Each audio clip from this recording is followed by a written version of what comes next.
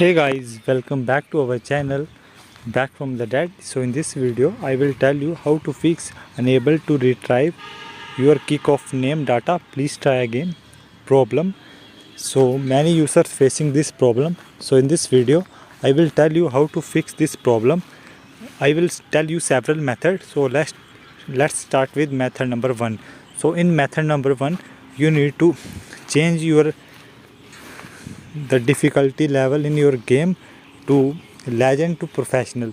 So make sure you change this difficulty and then try again to play the game, and your problem will be solved by this very easy step. So many people's problem will be solved by this trick, and if this trick is not useful for you, then you need to try our method number 2.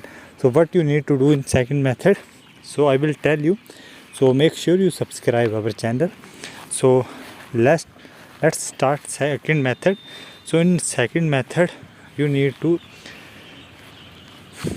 go offline, and when you choose team, press rectangle and then play online again.